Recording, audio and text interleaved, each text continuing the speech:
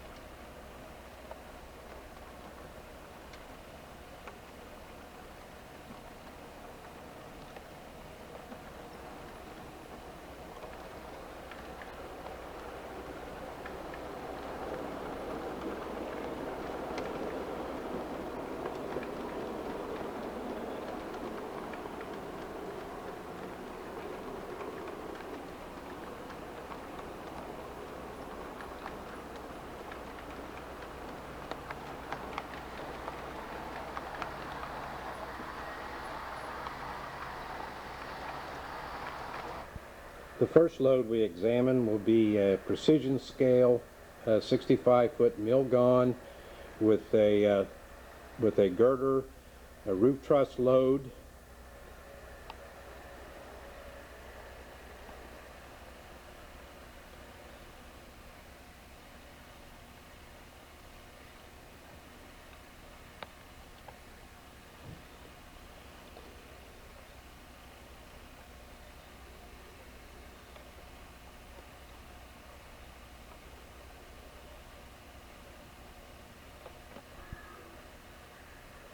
This is a Lionel gondola converted to scale, has a real wood deck, has two large pipes.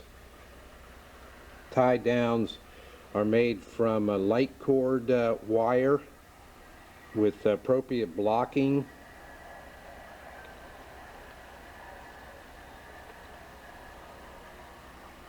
Overhangs another Lionel 40-foot gon. The pipes are on a 52 6-foot gon. This is a Lionel flat 40-foot real wood deck converted to scale. Has a laser cut crate load, which I modified on several places. I changed the blocking, or I changed the bracing on the ends, and then I added the appropriate blocking, which is a series of 2x4s nailed to the deck and then nailed into the braces. Side blocking per diagrams in the book.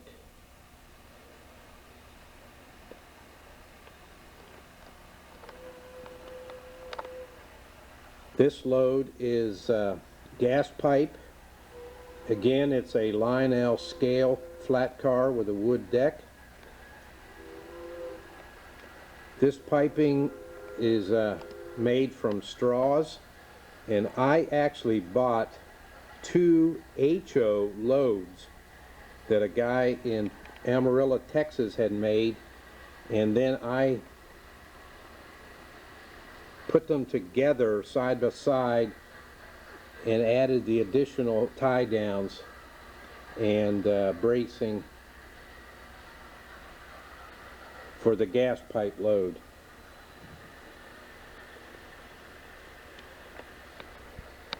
This car is a Weaver bulkhead flat that I reworked the deck to make it more wood-like. I cut down the height of the bulkheads to about 6'6" and used actual wood on the ends instead of the plastic provided. I simulated the door into the a supply box where the chains and tie downs are kept, and you can see it's wedged in there.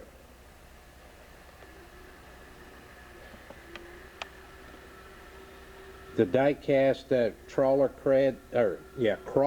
treads are Smoky Mountain product, which I created the blocking for and the tie downs. The machinery that goes with them are a couple of chooch castings.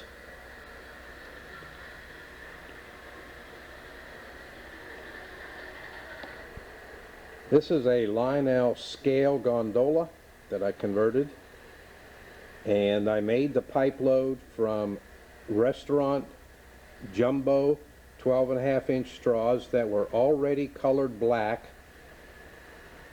I cut them with a razor blade into a stack of 24-foot and a stack of 20s, and then made the blocking, and here again the tie downs are made with lamp cord wire.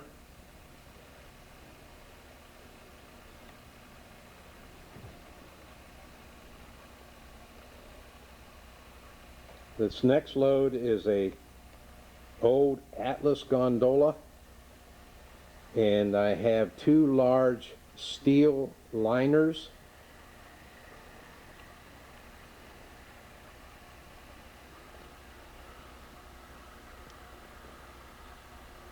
With the appropriate blocking and tie downs, which are wire.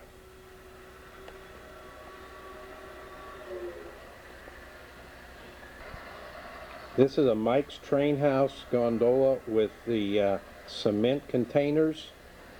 I have rebuilt the gondola and lowered it about 1/8 of an inch. Rebuilt the bolsters to get it down to more scale height, and I am cutting the access holes in the side of the Gon, but they're not complete yet.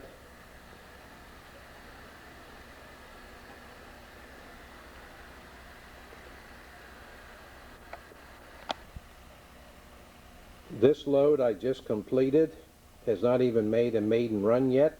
It's actually setting over in the inspection area at Pitcairn Yard. It's a Weaver bulkhead flat. I roughed up and repainted the plastic ends and floor to simulate wood. That's been just barely out of the shop. This slight weathering. The pipes are gas pipes, random length, and they are made from aluminum arrow shafts. Constructed all of the appropriate blocking and cleats, and this one I attempted to use tape, artist chart tape for binding.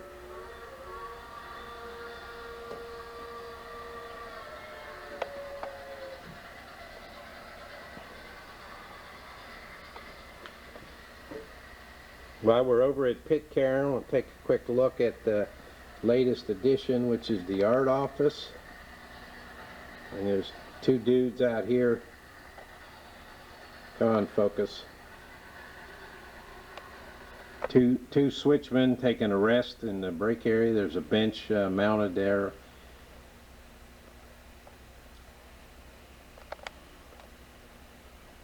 It's a laser cut kit that I slightly modified.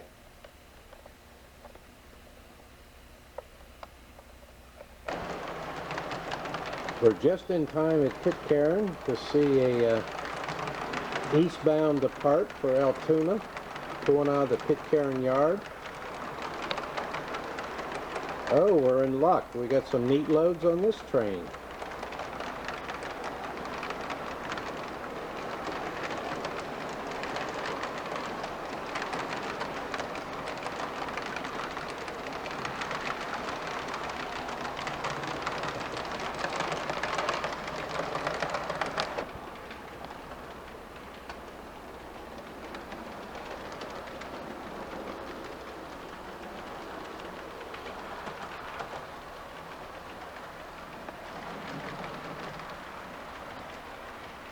Let's examine the loads in this train. This is a modified, reworked Atlas gondola that has been shortened to about 46 feet, and then a pipe load which I purchased, four large pipes with chart tape. Nice detail where he has a printed stamping on the pipe. A friend of mine in Santa Fe, New Mexico, kit bashed the Gon for me, and actually his son built the load for this car. This is a pretty Atlas gondola with steel with cradles, wooden trough cradles for steel rolls. I made the wooden cradles based on the drawings that were in the Car Builder Cyclopedia. And I can also put covers over the top.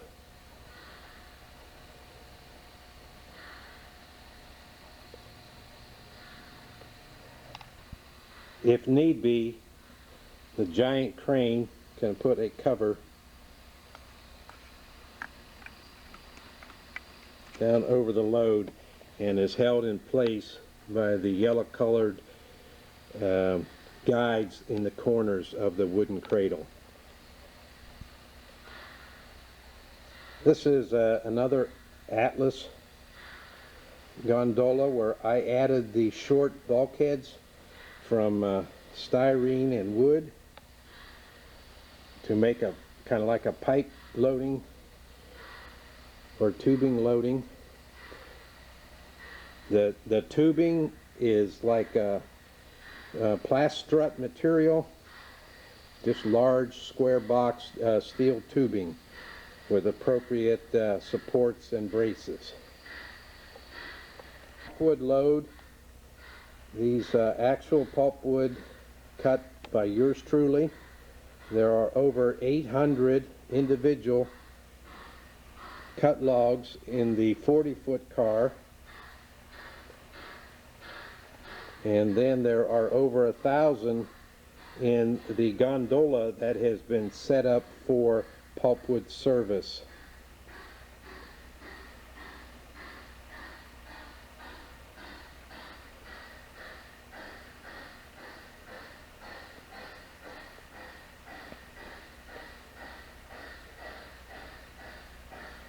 Each of the logs are cut in like 4 to 4'6" lengths.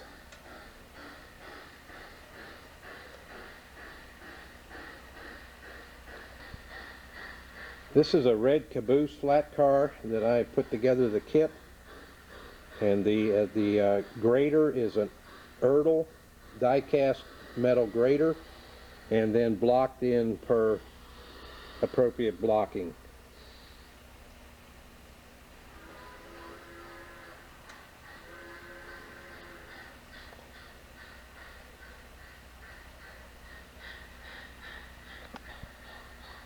This wood lumber load it's another red caboose flat car with 3,640 scale 2x4s and 16-foot bundles and a couple of 8-foot bundles here on the front, with appropriate tie downs and stakes. The ends are canted up per prototype practice. An extra wedge is stuck to tilt the end bundles.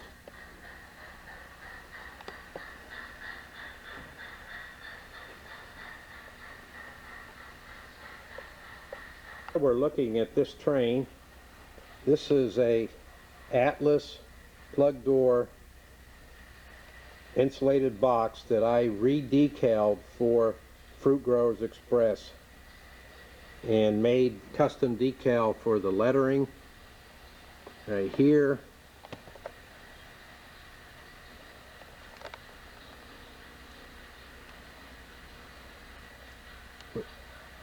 Made those on the computer. This next one is a kit bash where I took the Atlas insulated box and stretched it to 50 feet, and I cut it in sections so that I had the correct number of panels in the roof. The simple kit bash, you lose a panel out of the roof, but the sides have been cut totally separate and then reapplied after the roof was spliced correctly. Let's take a quick look at these red caboose reefers, and that some of the last ones I could find as kits and build them myself, because now the ready to run ones come with the hatches already glued down. I built them. It's hard to see, but I built a bulkhead inside and painted the inside all with silver galvanized paint, and then from 60,000 styrene created the plugs for each of the doors, the separate canvas covered plug that drops down into the opening to seal it before the wooden hat plops down on top. It's hard to see. You can just barely see the bulkhead inside. Well, we're rail fanning Pitcairn Yard. A couple more loads. It's a standard Atlas gondola with what I call aluminum ingots, which I made from aluminum covers to old-fashioned relays. They're hollow covers that I picked up at an electrical supply.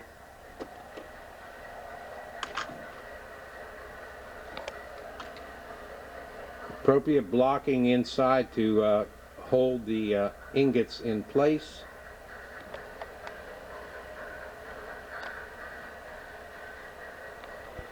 The nickel plate gondola, covered gondola, is a Lionel scale flat car, but I kit bashed and made the cover for it using some roof components and built the hangers. And it is in 3 sections, shown here with the center section lifted and placed on top of the one in section, exposing the steel products inside.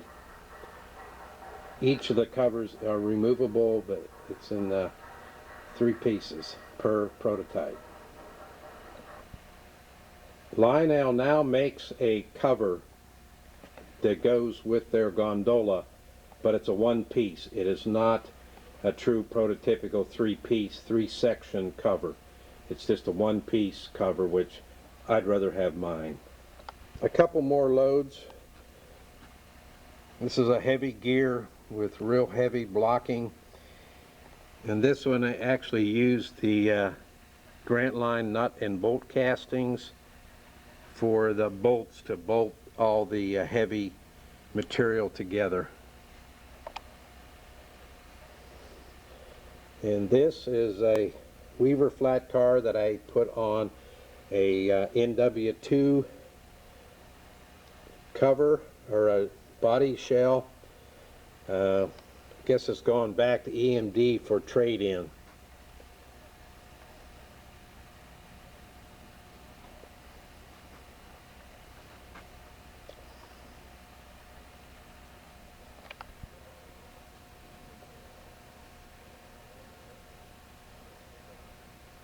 Now let's talk about truck train trailers.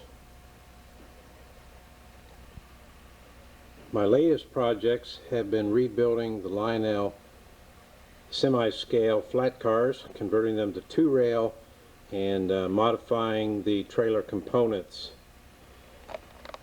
I have been taking several of these extra aluminum REA trailers, removing the diamonds with alcohol without screwing up the paint, and then re-decaling them and repainting some details.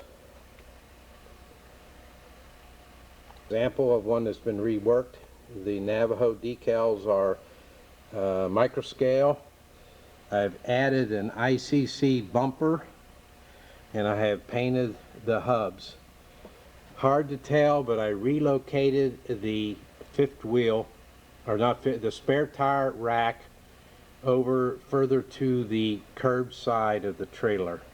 Back to the REA as comparison, the way it's furnished is the rack is almost dead center in the trailer, but my observations of the prototype, the majority of them favor the side.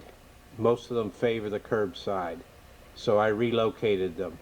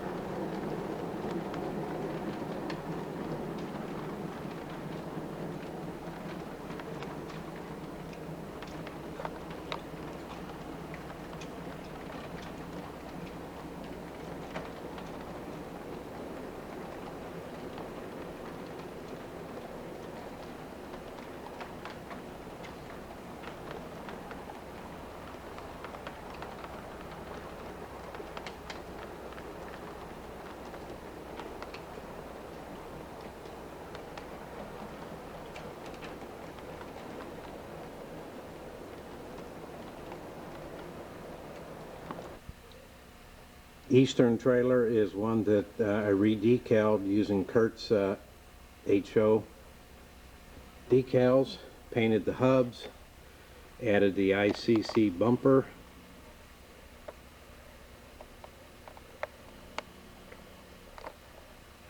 main central is decaled, same treatment on the bumper, added the bumper, relocated the spare tire holder, painted the rear hub with axle hub.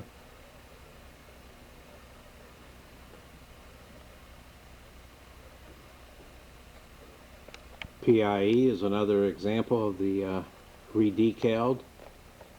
Same modifications, ICC bumper, painted hub and rim, relocated spare tire holder.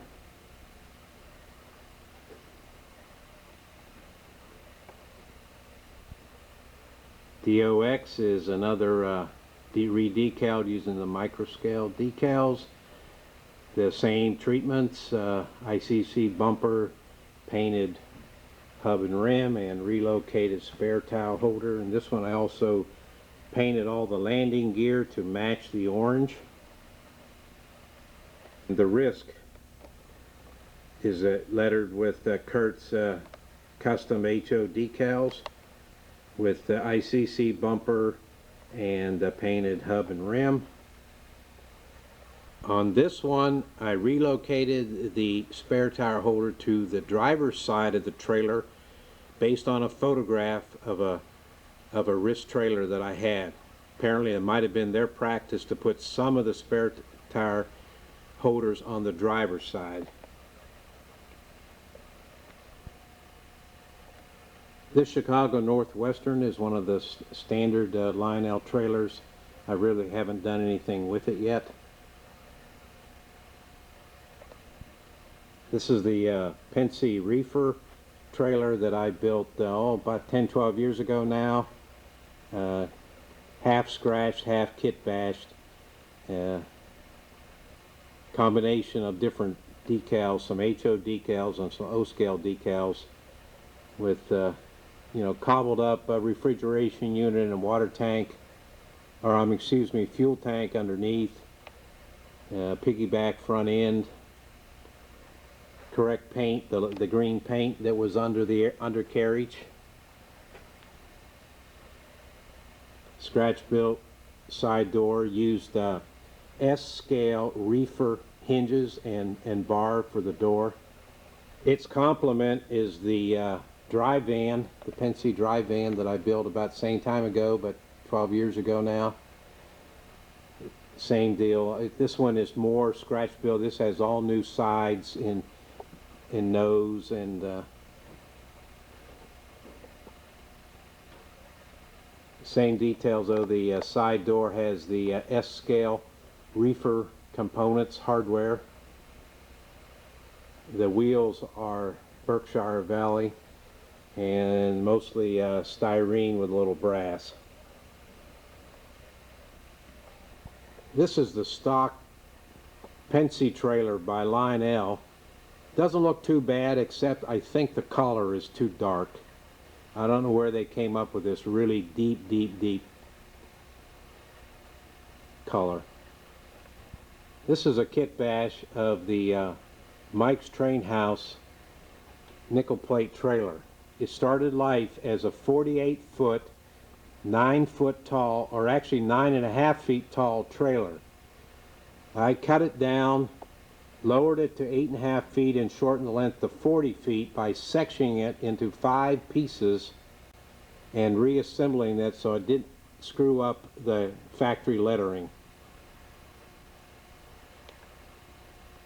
This B&O is a modified Mike's Train House. I notched it to make it kind of like a drop frame to use for light density product, and relocated the axle into the correct position.